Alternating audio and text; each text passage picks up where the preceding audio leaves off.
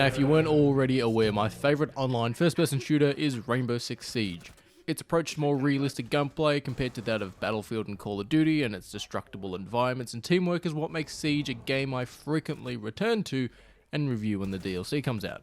Though, another thing I love is Star Wars. And so with the news and anticipation that Ubisoft was working on a Star Wars game, given yes it's done by the Division crew, I thought I'd return to Star Wars Republic Commando. Star Wars Republic Commando released in 2005 and is considered to be one of the best Star Wars games of all time.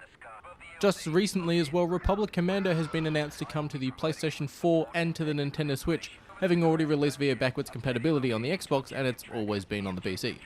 Republic Commando is a tactical first-person shooter where you play it and command a clone commando squad. Obviously, Republic Commando is heavily inspired by the Halo series as well as the Rainbow Six series. The game starts in Commando where you're bred, born and grown into an elite soldier, not just a standard clone.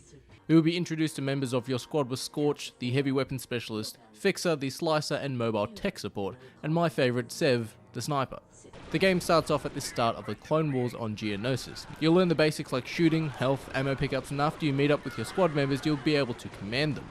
Republic Commando is obviously set between Episode 2 and Episode 3, and it gives us a glimpse into the Clone Wars, you know, before the show The Clone Wars was out. Let's start with my favourite aspect of the game, the HUD. Now honestly too, this is my favourite HUD in any first-person shooter, because of the layout, but also because it makes it feel more a bit in-depth. You'll see your shields and your health running along the side of your visor, but more importantly, well at least for me, it actually feels like you're playing as a commander, as you can see the inside of your helmet at the bottom and the top of your screen where the visor ends. We've had similar setups to this like games with Halo, but I haven't really played another game that's actually had the inside of the helmet like this before. Prove me wrong, kids. Prove me wrong. I find it more immersive and it helps you just fall into the game and into the world. Also, you'll have the orders and locations and health status of all 3 members of Delta Squad displayed in the bottom left hand corner. You'll also be able to see who's sniping, who's getting health, who's fanning out and taking out targets. Anytime you get up close taking out, well, anything, their blood or their oil will spill across your visor, and you have this high-tech visor wipe and cleaning mechanism that's just fantastic. It even works against raindrops. Well, let's get down to the bread and butter. Your main weapon is the DC-17M, which is a versatile blaster that can be configured in a variety of ways. You'll find the sniper attachment to extend the barrel and to add a scope. You'll find explosive rounds and further attachments to turn it basically into a grenade launcher. It's a bit like that scene from Rogue One where Cassian configures his blaster into the sniper configuration. Now, unlike blasters in the Battlefront series, these weapons have ammo and an ammo count which you can see on the side of your blaster, and they need to be reloaded too. Now, there are a couple of special weapons that you can pick up and use from enemies too. On Geonosis, you'll be able to use Geonosian beam weapons which charge up and melts, well, anything it touches. And honestly, I forgot how good this weapon was going up against something like Super Battle Droids. The Trandoshans, yeah, apparently these are Trandoshans. They'll drop slug throwers, which is basically a shotgun. The gun-heavy Trandoshans will drop heavy machine guns, a little similar to that of the smart rifle from Aliens, at least in design and in my opinion. Now, anytime you pick one of these weapons up, you will drop the other special weapon you've collected. For example, you'll drop the shotgun if you pick up the heavy machine gun. Gameplay is what you'd expect from a first-person shooter released in 2005. Now, there are technically only 3 levels in Republic Commando. Or, technically 4, but the first level is Camino and you don't really do anything there, it's just a giant cutscene. Well, anyways, there are only 3 levels in Republic Commando, and it can be finished at about 4 to 5 hours. Though there are 3 levels here, they are drawn out quite a bit. For example, for the first level, you'll arrive on Geonosis to take out a high-value target before then moving into a droid factory and shutting that down. Essentially, you'll be given orders and objectives as you complete them. The combat is a bit, well, not a bit, but very Halo. I mean, just look at it. The ammo can is also on your blaster, just like it is in Halo for your assault rifle. The squad gameplay, though, is what shines in Republic Commando. You'll be the leader of Delta Squad. No, not that Delta Squad. You can ask Fixer to slice through a door, or ask Scorch to breach through it going in loud. You can have all your members get behind cover and snipe from vantage points. There are also standard but required actions like, hold a particular area, search and destroy, regroup, or even instruct your team to heal up with back to stations. It also feels like you're actually part of a real team, because there's constant conversation and banter between the other commandos. You build connections with the members in the squad, and yeah, I cared for them. Someone important noted your excellence on Geonosis. Yeah, hear that, Sev? Someone thinks I'm excellent. Well, at least that makes two of you. But there's something else here that ties everything together, and it's the music and sound effects. The score alone for Republic Commando has stuck with me since 2005. Hell, after replaying this game this week, I've been walking around humming the damn theme. During the game too, you'll have the John Williams iconic score creep in during tense and explosive action scenes. Even the weapon and character sounds here are fantastic. If you finish the game too, there's a behind the scenes on how they recorded sounds, and it's pretty fucking cool. Now, the creme de la creme is that Tamara Morrison voices the commander you play as, Boss. And this man's voice sounds like fresh batteries to your mum's vibrator. Deltas, I've lost contact with command. Can any of you get through? Though not everything in Republic Commando is great, but we gotta remember that this game is over 15 years old. The squad AI is pretty stupid. I found that unless I told the squad to set up defensive positions or to get inside turrets, they'd just stand there out in the open and get shot, sometimes, or sometimes most of the time, or getting too close for comfort, and with heavy units like the super battle droids, they just get dropped. There were multiple times where I had to revive my entire squad from doing something stupid. Speaking of stupid, the damage output of your DC-17M is pretty shit. It takes way too long to take out standard battle droids, and when it comes to the heavy units like the super battle droids or the spider tanks, if you're solo, you're basically throwing all your grenades at it like this. Here, just eat that! Leave us alone! We've seen 1,000 times in the Clone Wars animated shows, the movies, the comic books, and more about blasters hitting targets.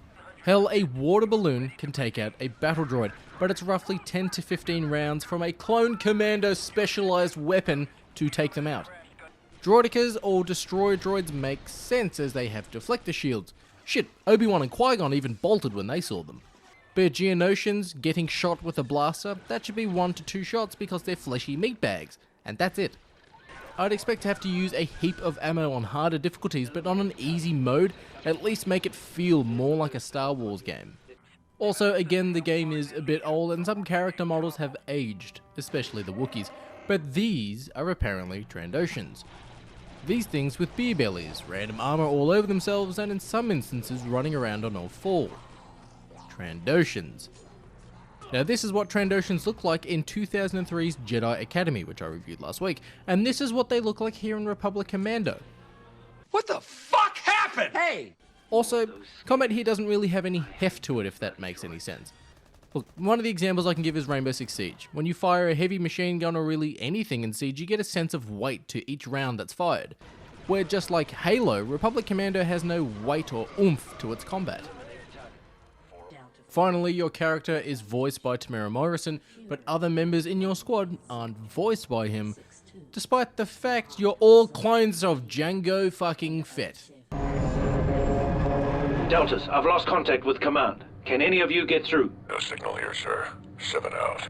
It's all white noise on my end, boss. 6-2 out. That's a negative, squad leader. 4-0 out.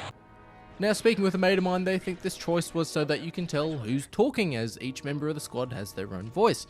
But as the Clone Wars TV show has shown us, you can have different tones and personalities. I mean, let's take a look at the iconic classic movie Multiplicity. Each clone has their own personality and talks different while still being Michael Keaton. Whoa, whoa, whoa, whoa, whoa. Whoa! Nice. What about rule number 1? Yeah, what about rule number 1? Steve, what's rule number 1? Hey, Rain Man, run back in there and floss yourself, buddy, all right? Now, we never got a sequel to Republic Commando for God knows what reason, but each year we get Call of Duty, FIFA and more shitty Fortnite updates. Honestly, Alien? What's next, Buffalo Bill? But we've never gotten a sequel to this game, even after the cliffhanger ending. Now, apparently we were supposed to get a sequel titled Imperial Commando, and honestly, it's a great idea. Though it's probably a gap that the new show, The Bad Batch, will fill in, but I still think we need a sequel. When you think about all these genres of Star Wars games, and actually let's take a look at current Star Wars games. We don't really have a first-person shooter. Jedi Fallen Order is a third-person action game, obviously. And yes, Battlefront 2 can be played in first person, but it's made to be played in third person. That and playing it in first person is suicide. But we don't have a first-person shooter that could be played cooperatively with friends through a campaign or a horde mode, creating and customizing your own characters. We've got no 5-on-5 or small scale battles like we do in Siege or Call of Duty. But where Republic Commando 2 or whatever they want to call it could come in and clear fucking house.